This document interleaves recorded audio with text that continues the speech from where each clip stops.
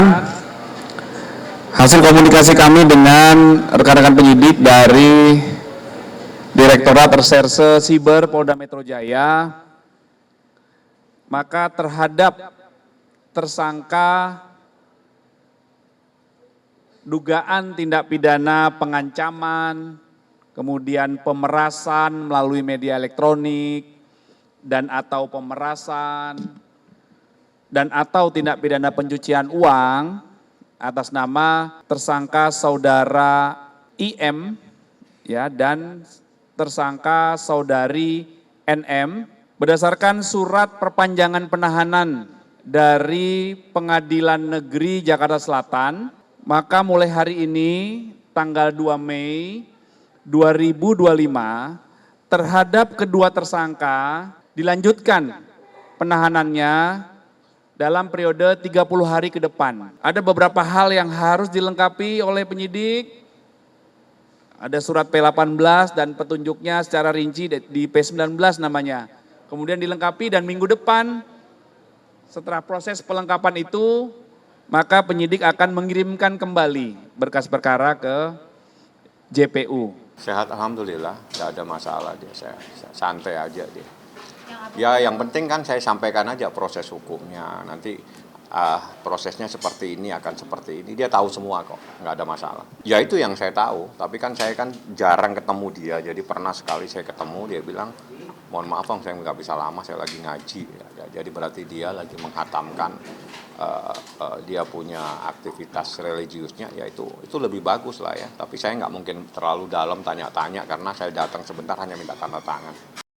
Proses NM ya di Polda Metro Jaya ini kan ancaman hukumannya tuh kan karena memang ada TPPU, dimana kalau ada TPPU maka penahanan seseorang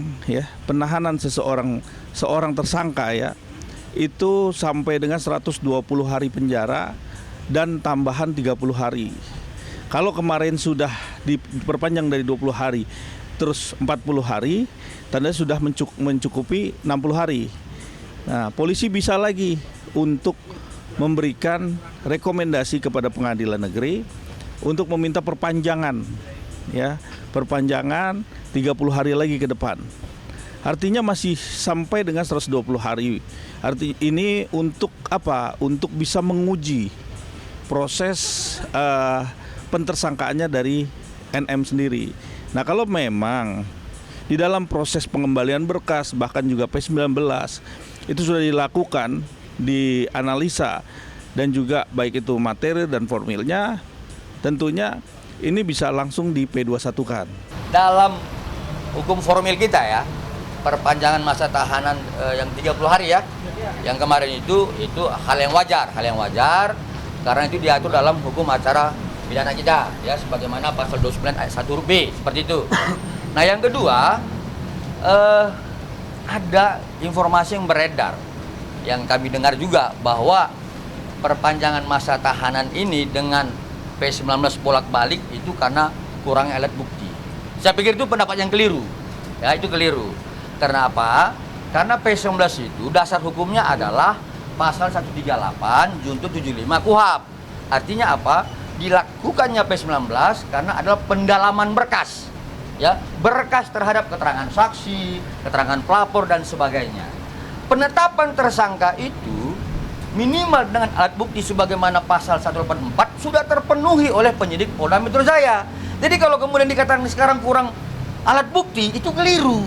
Ya, tetapi penyidik, ya, dugaan kami sebagaimana keterangan klien kami pada saat dipanggil terakhir ya sekitar 2 minggu lalu, dugaan kami ini jaksa memberikan petunjuk untuk mengkaitkan kepada peristiwa 27 Oktober, 13 November, 14 November, dan 27 November. Artinya harus ada tersangka yang lain. Diperpanjang 30 hari sampai tanggal 1 Juni tahun 2025. Anda kalau tanya kenapa, itu boleh karena itu amanah di dalam KUHP. Jadi apabila sebuah tindak pidana dengan ancamannya 9 tahun ke atas, bisa diperpanjang penahanannya, tapi beda yang melakukan penahanan.